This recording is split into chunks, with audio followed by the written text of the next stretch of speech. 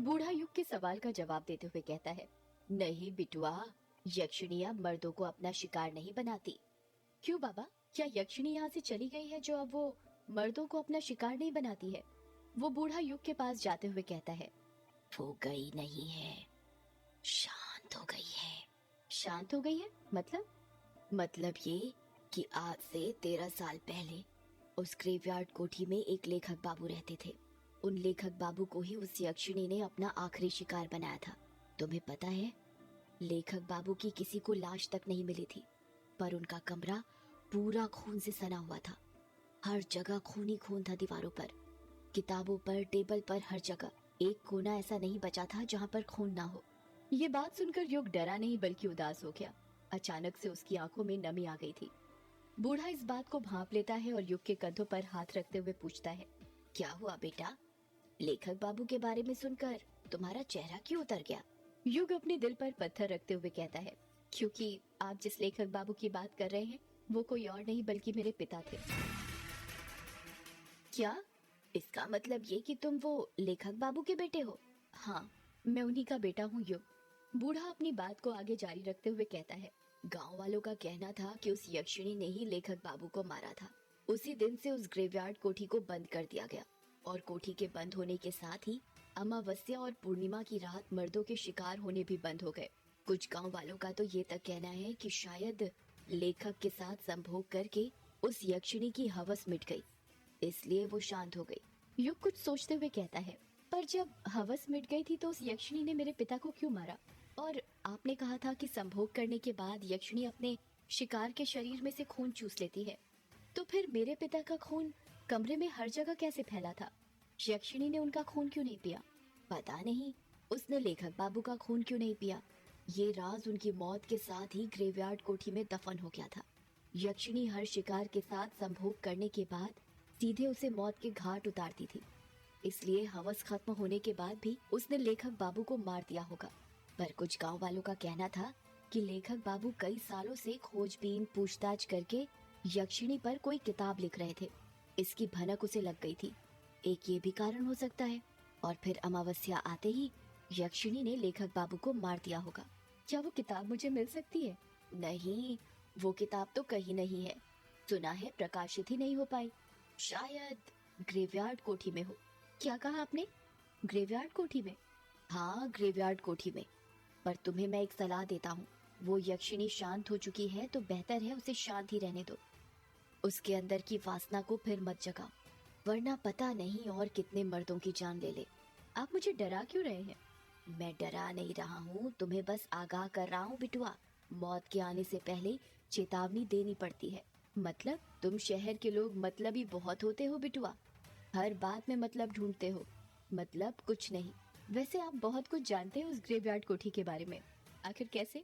जानूंगा कैसे नहीं, मेरा पुराना रिश्ता जो है। युग उस बूढ़े को घूरते हुए पूछता है, क्या कहा? पुराना रिश्ता? क्या रिश्ता है आपका ग्रेवयार्ड कोठी से? बूढ़ा बड़ी बड़ी आंखें करता हुआ कहता है, मेहंदी पथार। युग अपना मुंह फाड़ते हुए कहता है, मेहंदी पथार मतलब ये बिटुआ कि मेहंदी पथार स्टेशन आ गया है। चलो जल्दी उतर जाओ। ट्रेन मेहंदी पथार स्टेशन पर आकर रुक गई थी। युग और वो बूढ़ा अपना अपना सामान लेकर ट्रेन से नीचे उतर जाते हैं। स्टेशन ज्यादा बड़ा नहीं था और पूरा सुनसान पड़ा हुआ था। स्टेशन पुराने जमाने का था। लाइट भी एक दो ही जल रही थी जो बार बार बंद चालू हो रही थी। ट्रेन अभी स्टेशन से निकली ही थी कि तभी युग की नजर बूढ़े के हाथ में जो झोला था उस पर पड़ती है और वो देखता है कि उसके अंदर कई सारे कमल के फूल रखे हुए थे। युग सोचने लग जाता है कि ये बूढ़ा इतने सारे फूलों का क्या करने वाला है। जैसे ही बूढ़ा स्टेशन पर उतरा था, जल्दी जल्दी कदम बढ़ाने लग गया था, जैसे उसे कहीं जाने में देर हो रही हो। युग के मन में कमल के फूलों वाली बात खटकती जा रही थी। उससे रहा नहीं जाता और वो उस बूढ़े से पूछ ही लेता है, वैसे बाबा आप इतने सारे कमल के फूलों का क्या करने वाले हैं? बूढ़ा अपने चेहरे पर मुस्कान लाते हुए कहता है, तो तुम्हारी नजर चली ही गई इन पर। बड़ी तेज नजर है। ये मेरे सवाल का जवाब नहीं हुआ बाबा। बताइए ना, आप इतने सारे फूलों का क्या करने वाले हैं? अरे पूजा आने वाली है ना, उसी के लिए है ये फूल। कैसी पूजा? पूर्णिमा की पूजा। पूर्णिमा की पूजा मतलब? तुम नहीं समझोगे, तुम गांव में नए आए हो ना, धीरे धीरे समझ जाओगे।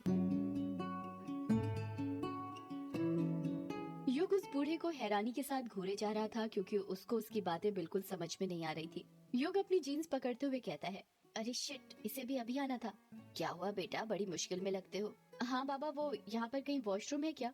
बूढ़ा अपना सिर खुजाते हुए कहता है, वॉशरूम मतलब बिटुआ? मतलब टॉयलेट, पेशाब घर बाबा। अच्छा, ये बोलो ना तुम्हें टंकी खाली करनी है। युग चिढ़ते हुए कहता है, हाँ वही। वो तो नहीं है स्टेशन पर। पूरे देश की तरक्की हो गई पर मेहंदी पठार आज भी वैसा ही है जैसा पहले था। तो फिर मैं वॉशरूम मतलब टंकी खाली कहाँ पर करूँ? अरे इतनी सारी जगह है, कहीं भी कर दो। वैसे भी अंधेरा है, कोई नहीं देखने वाला। युग थोड़ा आगे ट्रेन की पटरी के पास चला जाता है और टॉयलेट करने लगता है। युग टॉयलेट करते हुए कहता है, वैसे बाबा आपको यहाँ से कहाँ जाना है? रोगंगा मुचा। मतलब आपको वो किश्नोई नदी पार करके जाना पड़ेगा? हाँ। आपको डर नहीं लगता यदि उस यक्षिणी ने आपको पकड़ लिया तो? अरे मैंने कहा ना बिटुआ, उसकी वासना खत्म हो चुकी है। वो अब शिकार नहीं करती। और वैसे भी आज पूर्णिमा या अमावस्या थोड़ी है जो मुझे अपना शिकार बनाए। वैसे आप रोगंका मुचा में कहाँ रहते हो? रोगंका मुचा में किश्नोई नदी का जो घाट है ना, वहीं पर रहता हूँ। युग कुछ सोचते हुए कहता है, ये तो वही घाट है ना जहाँ पर वो यक्षिणी भटका करती थी। पापा कहते थे कि अक्सर यक्षिणी किश्नोई नदी के दोनों घाट के पास ही भटका करती थी। कोई जवाब नहीं आता है। युग फिर पूछता है, बताइए ना बाबा, आप चुप क्यों हो गए? बूढ़े का कुछ जवाब नहीं आ रहा था। युग सोचने लग जाता है कि बाबा कोई जवाब क्यों नहीं दे रहे। युग अपने पैंट की चेन बंद करता है और पीछे मुड़ने लग जाता है। जब वो पीछे मुड़ता है तो उसके रोंगटे खड़े हो जाते हैं। वो बूढ़ा अचानक से गायब हो गया था। युग की समझ में नहीं आ रहा था कि वो बूढ़ा इतनी जल्दी कहाँ जा सकता था। युग अपना बैग उठाकर स्टेशन पर उस बूढ़े को ढूंढने लग जाता है और वो बूढ़ा उसे कहीं पर भी नहीं मिलता है। युग हैरान था ये सोचकर कि वो बूढ़ा एकदम से कहाँ गायब हो गया था। पर थोड़ी ही देर बाद वो ये सोचकर संतुष्ट हो जाता है कि शायद वो बूढ़ा अकेले ही चला गया होगा। और अच्छा ही हुआ चला गया, वरना यक्षिणी के बारे में बातें करते वो खुद तो डरता, साथ में उसे भी डरा था। युग स्टेशन से बाहर निकलता है तो देखता है कि स्टेशन के बाहर एक भी ऑटो रिक्शा वाला नहीं था। ये गांव में ना यही प्रॉब्लम होती है, टैक्सी नहीं मिलती। शहरों का विकास तो हो रहा है पर गांव आज भी गांव ही है। जरा सी तरक्की नहीं हुई यहाँ की, आज भी वैसे का वैसा है जैसा पहले था। इतना कहकर युग पैदल पैदल ही बंगला मुडा गाँव जाने के लिए निकल जाता है। आधे एक घंटे में वो बंगला मुडा गाँव पहुँच जाता है। बंगला मुडा गाँव पार करने के बाद काला झाड़ी जंगल पड़ता है, जिसको पार करने के बाद ही किश्नोई नदी आती है। और वहीं से थोड़ी दूर पर युग की ग्रेवयार्ड कोठी थी, जहाँ पर युग को जाना था। युग ने बंगला मुडा गांव तो पार कर लिया था, पर काला झाड़ी जंगल के अंदर वो फंस गया था। किश्नोई नदी जाने का रास्ता वो भूल चुका था। काला झाड़ी जंगल में अंधेरा इतना ज्यादा था कि उसकी समझ ही नहीं आ रहा था कि कौन सा रास्ता कहाँ पर जाता है। युग जंगल के अंदर लगे बांस के पेड़ों को देखते हुए कहता है, अब क्या करूँ? आगे का रास्ता तो भूल गया मैं। 2-3 राउंड मार लिए पर बार बार घूम फिर कर यहीं पर आकर रुक जाता हूँ। ये काली झाड़ी का जंगल तो पहेली बन गया है मेरे लिए। कुछ समझ नहीं आ रहा क्या करूँ। युग अपना मोबाइल निकालते हुए कहता है, यहाँ पर तो नेटवर्क भी नहीं आ रहा कि किसी को फोन करके बुला लूं। युग के आसपास साल और बांस के पेड़ लगे हुए थे। हवा के झोंके जब भी इन बांस के पेड़ों के बीच में से निकलते थे तो ऐसा लगता था जैसे आपस में कोई फुसफुसा रहा हो। मोबाइल की टॉर्च की रोशनी में युग को ज्यादा कुछ दिखाई नहीं दे रहा था। युग सोच ही रहा था कि वो क्या करे, कैसे इस जंगल में से निकले। तभी उसे किसी के कदमों की आहट सुनाई देती है। कदमों की आहट सुनकर युग सहम जाता है और सोचने लग जाता है, इतनी रात में इस जंगल में कौन होगा। युग डरने लग जाता है और सोचने लगता है कि कहीं यक्षिणी तो नहीं। पर फिर वो अपने दिल को तसल्ली देता है, नहीं, ये यक्षिणी वक्षिणी कुछ नहीं होती, सिर्फ कहानियां हैं जो मेरे पापा ने बनाई थी। कदमों की आहट धीरे धीरे तेज होती जा रही थी। ऐसा लग रहा था जैसे कोई युग के पास आ रहा हो। युग जमीन पर पड़ा बांस का टुकड़ा उठा लेता है और कदमों की आहट सुनने लगता है। तभी युग देखता है कि उसके बगल में जो बांस के पेड़ लगे हुए थे वो हिल रहे थे और आवाज उसी तरफ से आ रही थी। युग पूरी तरह तैयार हो गया था उस आहट का सामना करने के लिए। जैसे ही कदमों की आहट बंद होती है, युग की आंखें फटी की फटी रह जाती हैं। उसके हाथ से बांस का टुकड़ा अपने आप छूट जाता है और वो खुद डर के मारे झट से जमीन पर गिर जाता है। युग के सामने एक काला साया खड़ा हुआ था। युग डरते हुए अपना मोबाइल उठाता है और उसकी टॉर्च उस काले साए पर मारते हुए कहता है, कौन हो तुम?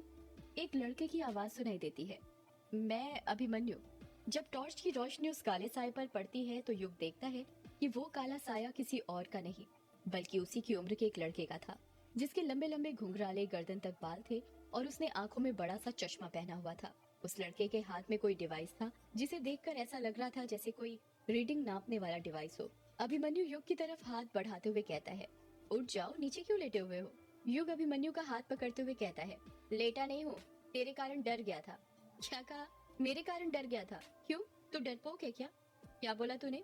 इतना कहकर युग अभिमन्यु के चेहरे पर टॉर्च मारने लग जाता है।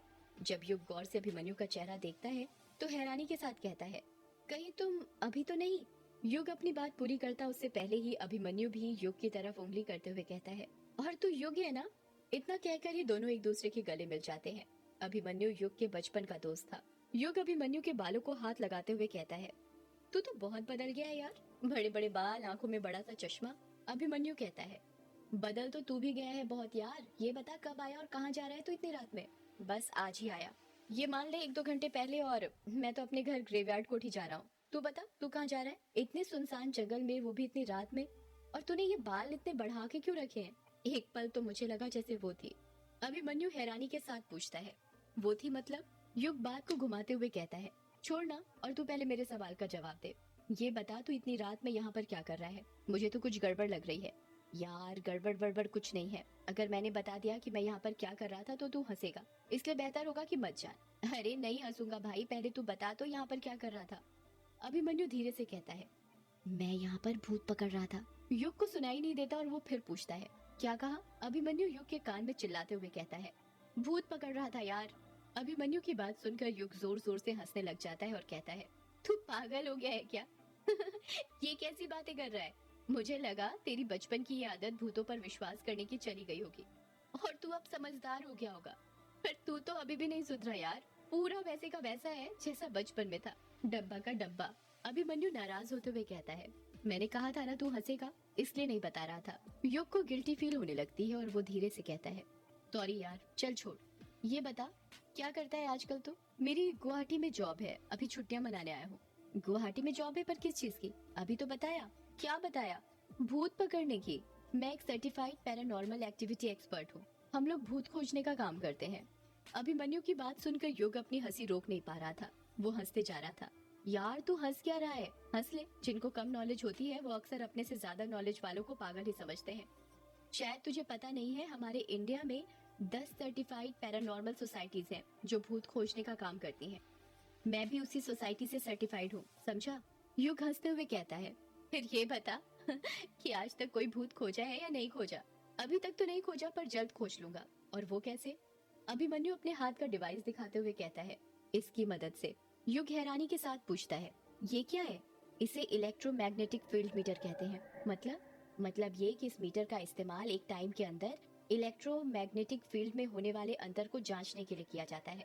कहते हैं किसी जगह पर जब भूत प्रवेश करते हैं तो वहाँ की इलेक्ट्रोमैग्नेटिक फील्ड में बदलाव आता है। इस तरह भूतों का पता लगाया जाता है। इसमें एक अलग तरह का सेंसर भी लगा होता है जो बजता है और हमें बताता है कि हमारे आसपास कुछ अदृश्य शक्तियां हैं। युग कुछ बोलता उससे पहले ही वो इलेक्ट्रोमैग्नेटिक फील्ड मीटर बजने लग जाता है। युग हैरानी के साथ पूछता है, ये क्या हो रहा है?